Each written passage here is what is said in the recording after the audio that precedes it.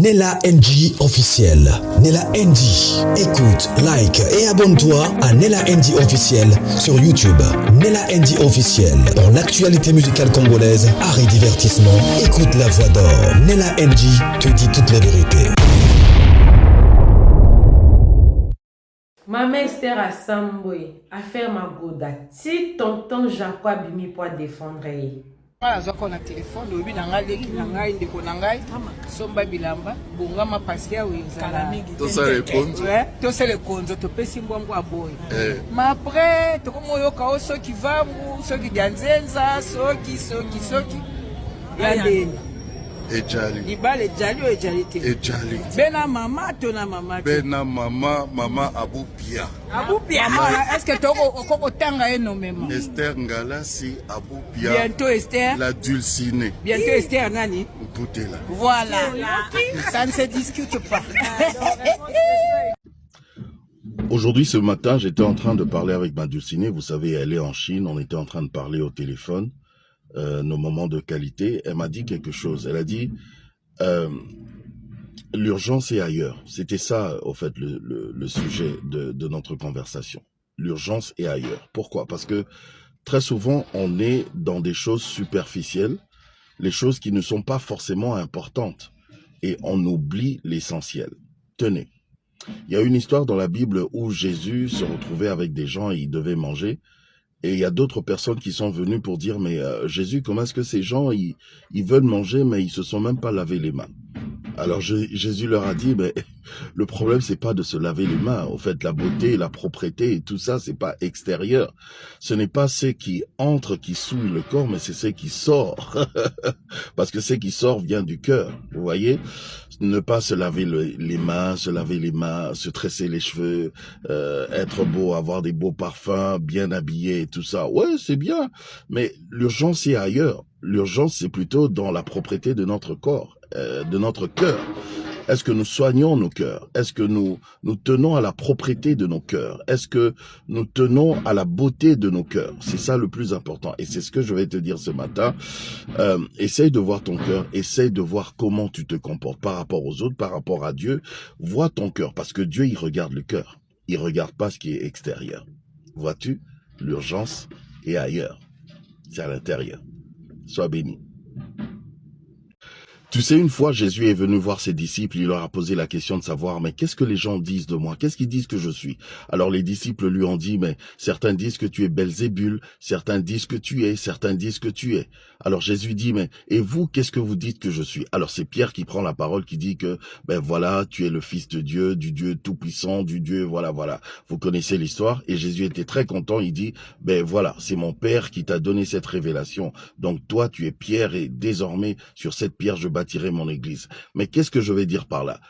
Par là, je veux dire que, au lieu de parler comme tout le monde, d'avoir le regard de tout le monde, les gens disent que tu es, les gens disent que, il paraît que, on dit que tu as fait, on dit que tu as dit, on dit que, il paraît que, rencontre la personne, pose la question à la personne. Et la personne va te donner la vraie version, la vraie révélation, et tu auras la vraie révélation de ce qu'est la personne ou de ce que la personne fait ou dit. Arrête de parler comme tout le monde. Arrête les spéculations. Ce n'est pas bien. Ça ne t'honore pas. L'orientation prophétique en ligne est un service prophétique où le Saint-Esprit utilise le pasteur Daniel Waxon par la grâce de Jésus-Christ pour guider les enfants de Dieu. Vous entrez dans notre studio face à face avec l'homme de Dieu pour des prières d'orientation et de délivrance. Shalom ma soeur, shalom mon frère, c'est pasteur Daniel Waxon de l'église de la Trinité du Dieu très haut en Afrique du Sud. Nous sommes un ministère de guérison, de délivrance et de messages prophétiques. Nous avons ici un service très important sur l'interprétation des rêves. Nous interprétons les rêves de nos frères, de nos sœurs de différents coins du monde. Mon numéro de téléphone WhatsApp c'est plus 27 62 791 6167. Veuillez me contacter pour qu'on puisse prier ensemble. Que l'Éternel Dieu Tout-Puissant te bénisse. Shalom. Rendez-vous sur notre site www.jesuschristthehealer.com pour vous inscrire. N'oubliez pas que la distance n'est pas un obstacle. Jésus-Christ vous aime. L'interprétation des rêves et les prières de délivrance est un service prophétique qui déverrouille les messages cachés de Dieu à travers les rêves. Ne vous précipitez pas pour interpréter. Nous le répétons, l'interprétation des rêves et les prières de délivrance est un service prophétique qui déverrouille les messages cachés de Dieu à travers les rêves. Ne vous précipitez pas pour interpréter vos rêves, tout le monde ne peut pas interpréter prophétiquement ses rêves. Contactez un homme doué de Dieu. Rejoignez. À très bientôt. Sorti à tonton Jaco, eza dû y a critique au maman Esther Azui, banda jour à ça qui live wana. Ti lobby je crois vidéo wana ne basala qui a mon public on au bouton à on attend. Ce qu'on critique ni basala maman Esther. Donc tu as vu on peut bolanda. Hi, c'est pas pasteur ba lobby en haut, des garçons nani black pata à lobby, ils a problème té. Mais chez maman Esther c'est un problème. Il faut avoir des bons partenaires. Pour ceux-là qui pensaient que les balles est koufi. Et koufité, baza bel et bien ensemble. Bon, on a ma vidéo, on a monsieur Eti Kali. Maman Esther. Mes amis, je vous salue. Je veux juste interpeller aujourd'hui toutes les femmes et les hommes, mais surtout les femmes qui sont devenues, toutes d'ailleurs, expertes en magodalogie. C'est-à-dire au niveau des réseaux sociaux, on est comme un professeur, et on peut savoir cours ya magoda. Je veux vous dire, vous en avez besoin de ndumba. Rien d'autre. Vous vous cachez derrière le soi-disant, vous êtes des prostituées, des putes. Pour les hommes, vous êtes des ndumba et amibal et puis des gens moins sérieux, c'est tout. Un homme sérieux ne parle pas à l'intimité, à sexe, avec légèreté comme ça. C'est une honte. Vous pensez que ma maman n'a biso, ba bota biso. Ma papa n'a biso, ba bota biso. Ba iba yego la basité. Moi bota biso negeli. Ma papa n'a bota biso, ba biso bota ba na 30, ba na 40. Bino leki bango. Ba zako bota bati na bango nenge nini. Bino to Alexa ba magoda. Ma papa n'a biso, maman n'a biso anonsa na mbeto. Ba ibisa bino. Adam et Ève, bino bato la Bible. Nzamba Alexa iba on la moi na matela moi si. Vous étiez là? Nzamba Zalaki. Adam, soyez kabatabri, salabri, lembulabri, nyekutaibri. Vous n'avez pas honte. Beaucoup d'experts, même dans l'église, ba maman pasteur kakabato ko beta le ba solo ndenga nini ko sepeli sabata. Il faut tolo ba boyo. Bino nous sommes professeur. Vous n'avez pas honte. Vous n'avez pas de sujet, vous n'avez pas de thématique. Au moins, ce qui thématique est zate, sujet zate, akitarana bassesse, bassesse sur la ligne, ma bêtise ou wana makamotali sexe. Yamondezo salabino. Vous croyez mieux faire, vous vous trompez. C'est pas notre société. Restons dignes. Vous croyez que Bino de Bolak Sarabatune, Balala Ramostambali. C'est une honte. Vous dites que pam, voilà. Bino Kassibien Ban, Abisson, Bibali, tout ça, on a un daoutoli. Bisous, tu l'as on est au la moisi. Bon, bah là, la bassine. Bah, il va la basse, bah, ma cabane, son déni. Nous, si nature, t'as aussi la nature, y'a un islam à Kabunango. Vous pensez que quoi? Ridicule. Franchement, mawa.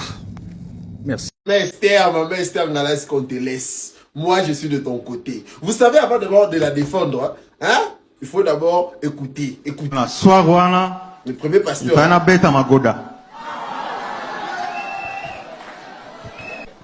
Na meki bona 5 heures magoda et simbité. Voilà. Là, il y a un pasteur qui a parlé du magoda. En plein culte. C'est pas un problème. Tout le monde a validé. On écoute encore le pasteur. Mitakale beba bana mbale belé lelo. Même ba jeune donc ba komana ko lembale. Lelo na so sambela bango ba beta magoda lelo. Et encore là, ce n'est pas un problème. Tout le monde a validé. Les gens m'ont dit amen en plein culte. En plein culte, hein. Maintenant, quand il s'agit de Maman Esther, moi, Maman Esther, allez vous abonner au compte de Maman Esther Ngalas.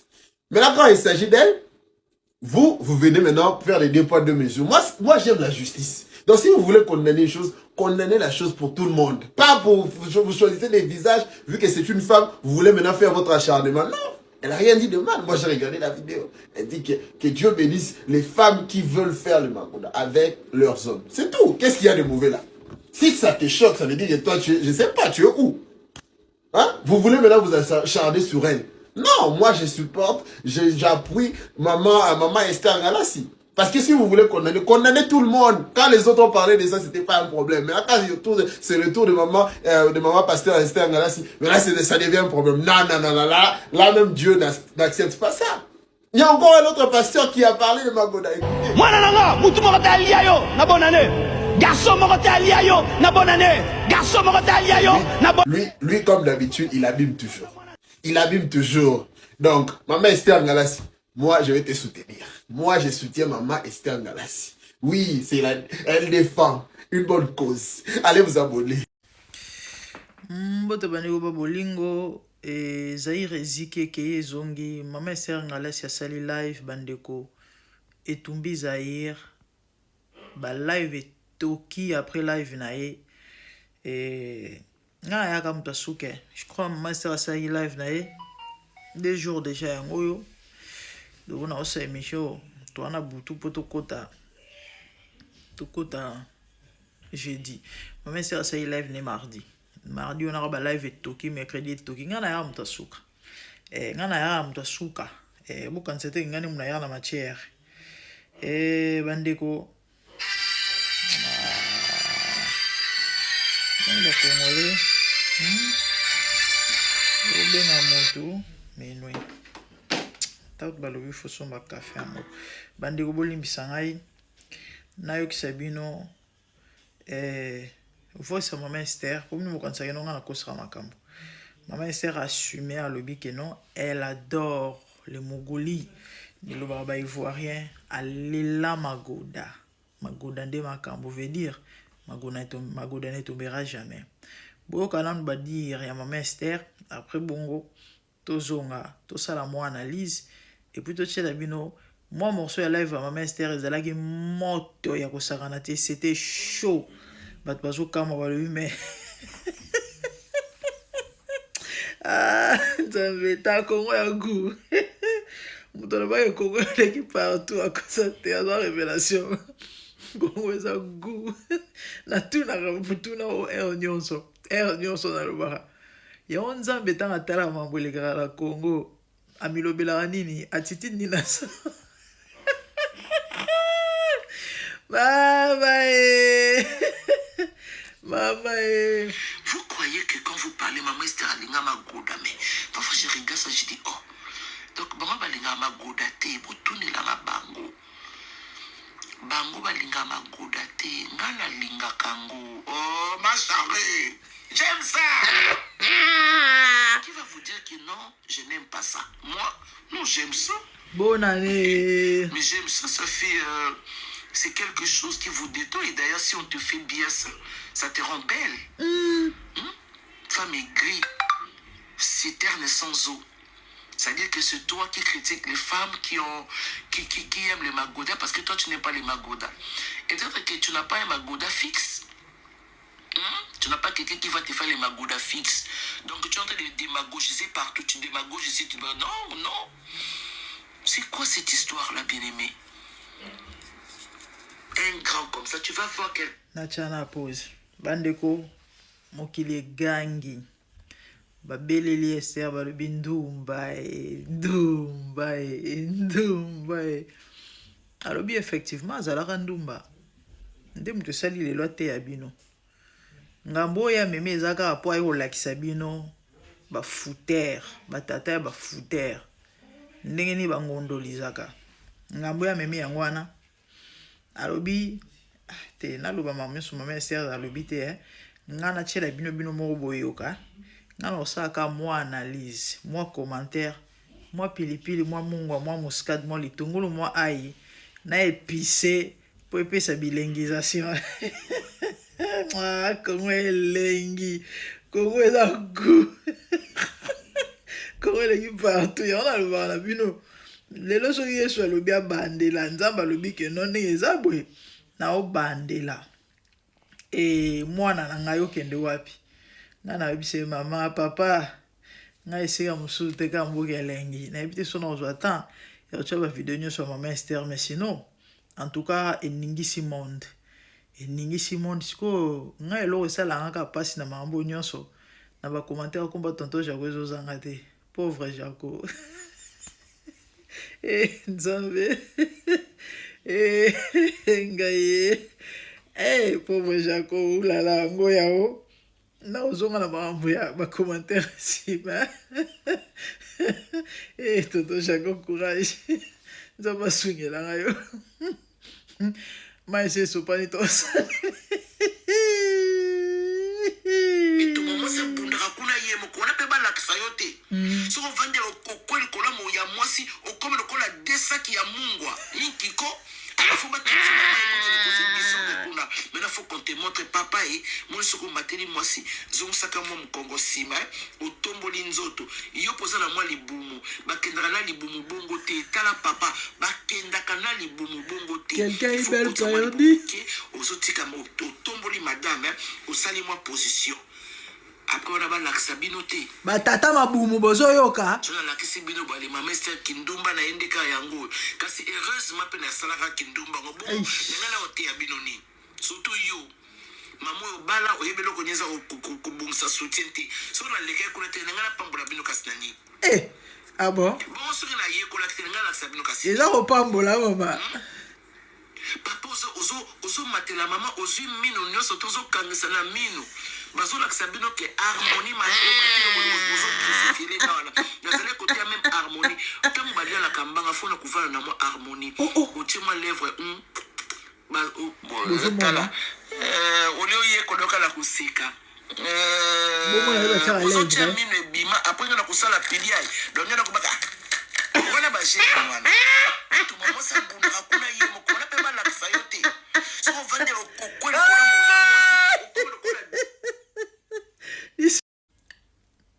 Maman Esther a tapé fort, moi c'est la bande de quoi. En fait, dommage que Angongeza est belé. Natia Suka, comme ça on a conclu, regarde, na 2 minutes, ya Suka, moi c'est là. Voilà. Zoa ma lèvre à moi sinayo. Tu vois les lèvres, papa, je te montre. Voilà, ça est-ce que tu vois les lèvres? Ça c'est les lèvres de ta femme, d'accord? Toi tu viens, tu fais comme ça. Hein? Wana kobimisana nolole muti na te ya bino te na sala nini ni bila makambo na ekola na vina te ya bino te na sala neti ndeni na bombela on a de la connaissance pour ça la kilo la nzama bano tu avec tout ce que tu as appris tu n'as rien donné. Tu prends les lèvres de ta femme tu fais comme ça tu vois mes lèvres hein nzama otuna yo olakisa ba tulidobi te po ba lidobi ah maman Esther connaissance ya makambo te bible te mais ya magoda bizarre serpent yo bimisaka lolemo lokola nyoka papa tala nde bapisaka bizu et ta langue reste à l'intérieur ya mwasi oye mwasi ndako bimisa mwa lolemo moke pour mwasi aexitaka mingi d'accord tu fais mwasi akosala boye pas te voir na miso ya bato opesa mbaye na obisi banyonso bazomona lolemo na yo mosenzi onaki mosenzi tina koyeba te basala yango bongo ozomeka nini yango. Non, on ne fait pas comme ça. Mais là, tu poses tes lèvres, tu fais comme ça. Et puis, papa, quand tu mets déjà tes lèvres comme ça, ferme les yeux. Tu poses tes lèvres et puis, on a papa kobimisa lolemo te neti nyoka nkau alinga bwaka vene tika lolemo na kati. Tu fermes les yeux avec douceur. Nate abinote la salaninkas. Et quand tu fermes les yeux, aspire à ce bonheur. Merci beaucoup, Yaya. Tu aspires à ce bonheur-là. C'est-à-dire, tu fermes les yeux, tu rêves, tu transmets la joie. Et puis après, ce que j'aime, hein, bon, vous savez que je suis une femme d'expérience. Hein, voilà. C'est-à-dire que tu poses maintenant, tu prends tes 2 mains là, papa. Tu prends tes 2 mains, tu vas aux fesses de madame. Aïe. Tu vas me poser les questions sur côté. Merci beaucoup. Sur ma beau côté les camotés, tu la serres aux kanga mwasi, aux poussa ye pembeni. Je sais pas, il faut me combattre. Dans le pays de Rwanda, qu'on a Kinshasa, dans la Chine, sinon on allait vous faire une vidéo. Ah bon? Gamo. Tu la prends là bien là, au serré, au mwasi na yo obenje na tolo zwa maboko na yo kende nango na nsima ya direction ya Jérusalem, touche la femme là-bas. Merci. Touche la femme là-bas. Oh, wana mama Esther Ngalasi bandeko ba bolingo ngungi ezali ebele te. Motuna na ngezaka mama Esther, c'est bien la connaissance nyonso c'est important dans la vie. Tant ce que ça là live maman na ba feedback ba réaction ba to milobeli nini o milobeli nini feedback aux wana moni onde nini c'est bon kitoko bien et tant mosala nzambe bande bolimbisa vraiment bolimbisa mbote bandeko ba bolingo na zongi na chité par rapport ya live maman biso Esther Ngalasi bino oyebi songa ne olobela likambu ko sala analyse to chita toujours na moi toli. Alors to lundi na tele bino je crois moi extrait il y a ba propos il y a ba dire il y a maloba maman biso Esther Ngalasi na ba émission ote ko sala o ningisi mokili etumbi Zaire ma chère recording batu bazui ba page bazui YouTube ezui TikTok ezui ba live nde ba live ke zongezo toko et ba réaction presque n'y a tendance moko et en tout cas personnellement j'ai pas vu côté moko oyo bat babeti maboko pona ko lobake baza fier na maman Esther mambozo sala. Je ne dis pas que ozo sala les amabe mais ce qui est au fait ba réaction bato ezalaka ba feedback, OK mondele azala toujours na besoin ya feedback pour aller comment améliorer mon salaire comment transformer à bongisa compagnie nae entreprise nae et autres.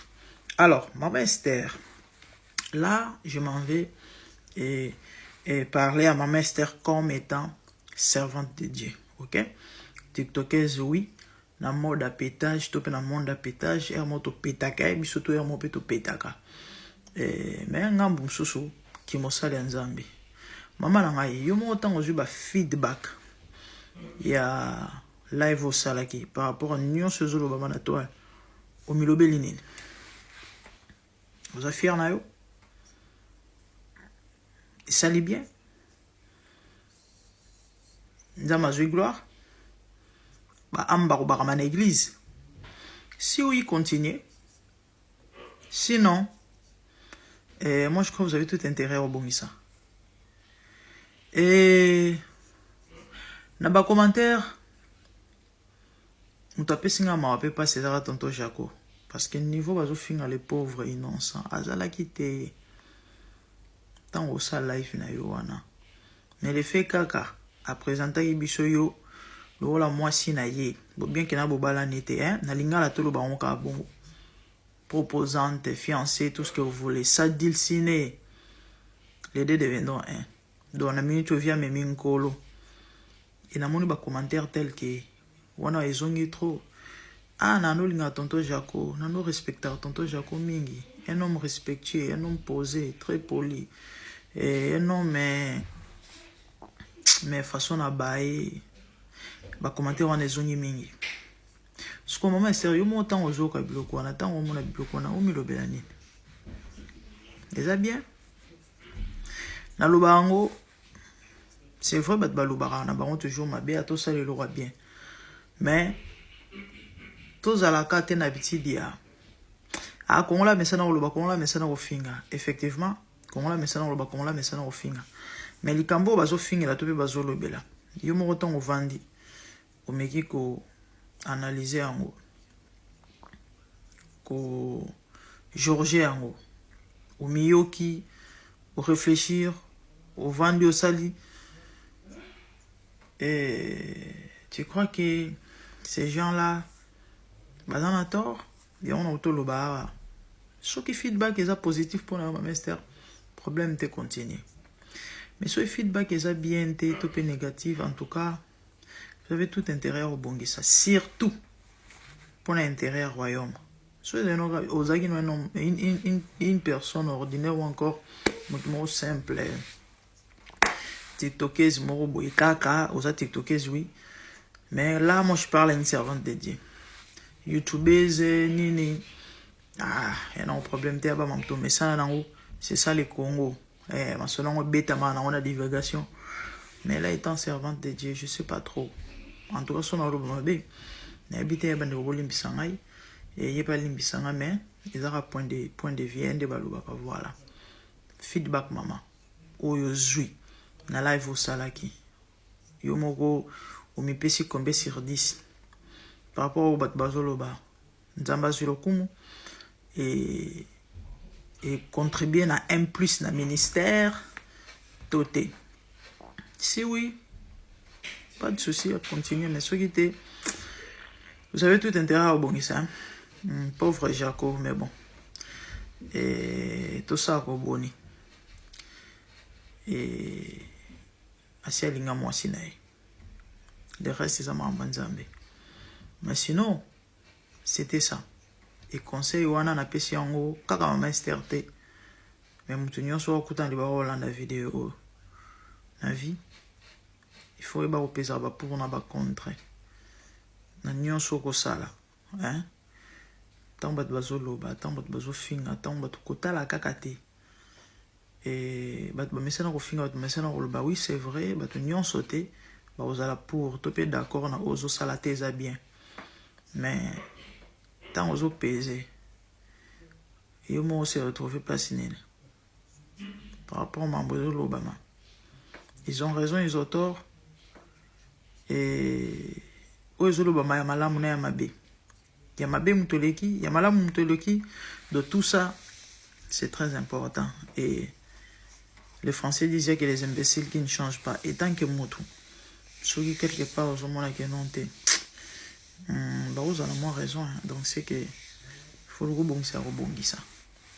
Donc c'est ça. Et c'est vrai, ça fait rire. Mais quand on se souhaite ça, peut moi passer. Moi, soigner paix. Mais bon. Congo, on a bouillé tout le banini. Donc, c'est ni, hein. Voilà. Maman, toi, on a et maman, le bien, est fière. Elle est là, elle est magoda. Et puis, tata, on a maté la maman, au camp, on a ça qui a mouaté. Si tout ça, on a les bons moins, et va m'en côté les bons. Hein. Tata, va t'aider, hein. Ah. Au Gumbi mon Congo, les années au côté mon Congo Gumbi. Et puis au Zuma beaucoup, c'est une de tombe.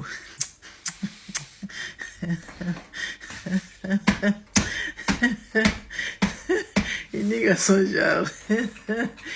Et quand on entend le balabino bandiro n'angagnon se zara le baté.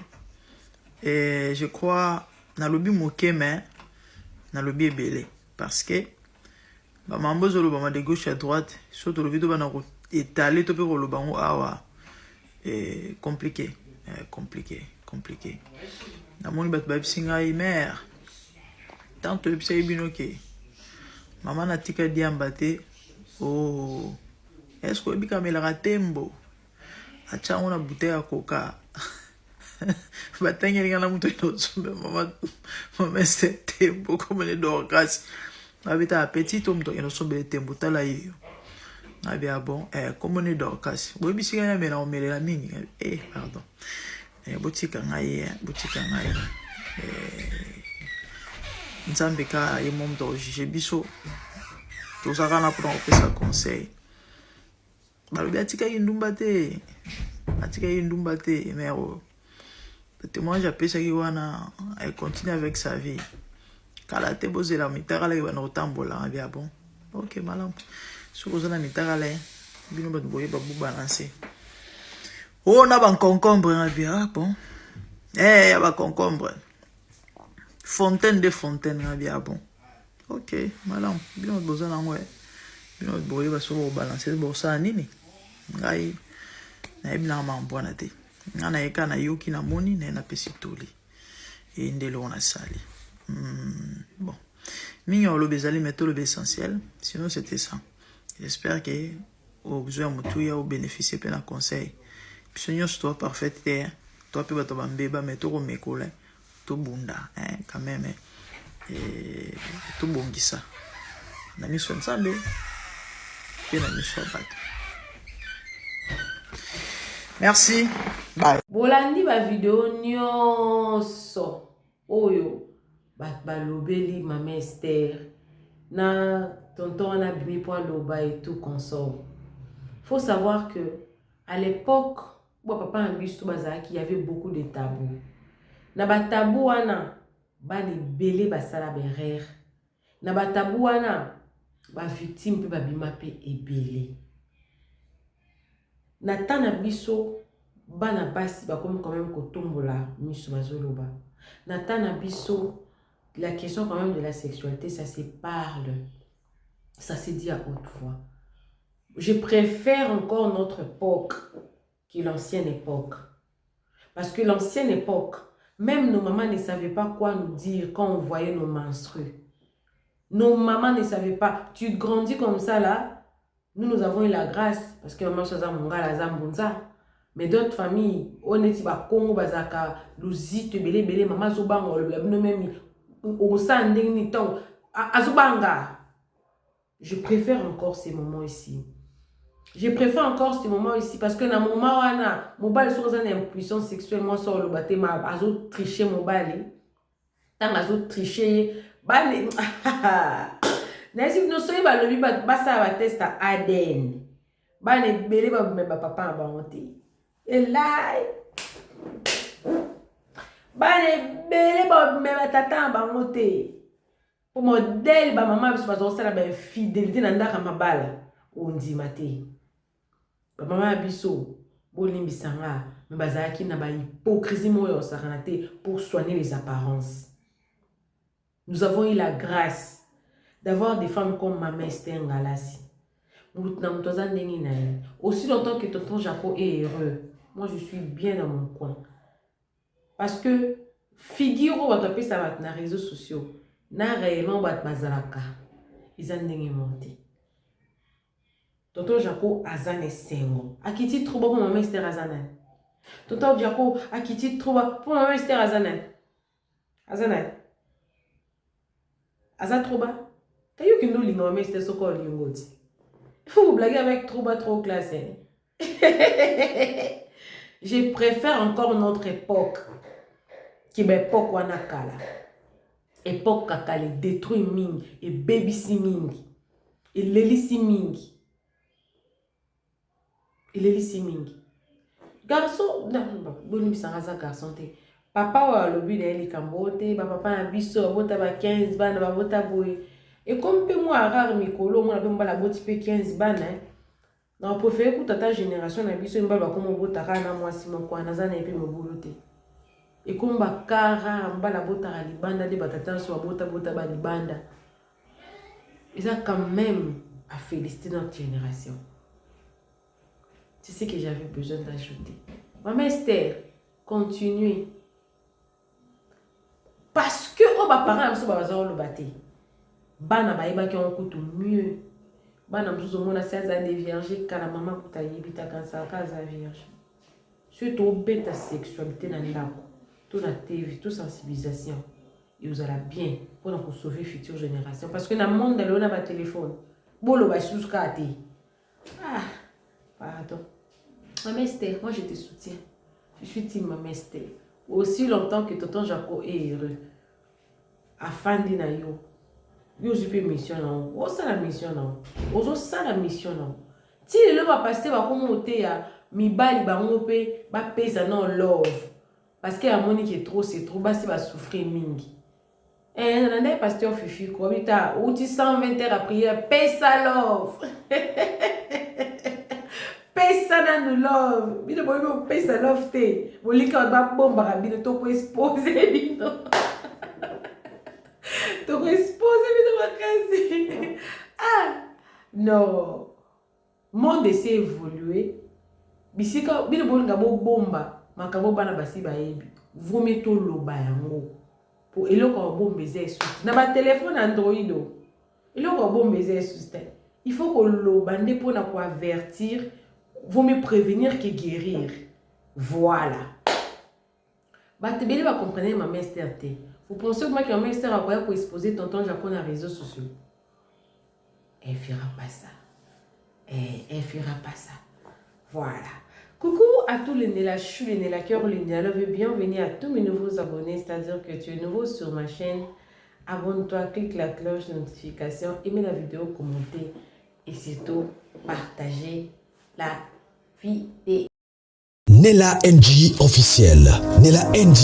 Écoute, like et abonne-toi à Nella NG officiel sur YouTube. Nella NG officiel. Pour l'actualité musicale congolaise, art et divertissement, écoute la voix d'or. Nella NG te dit toutes les vérités.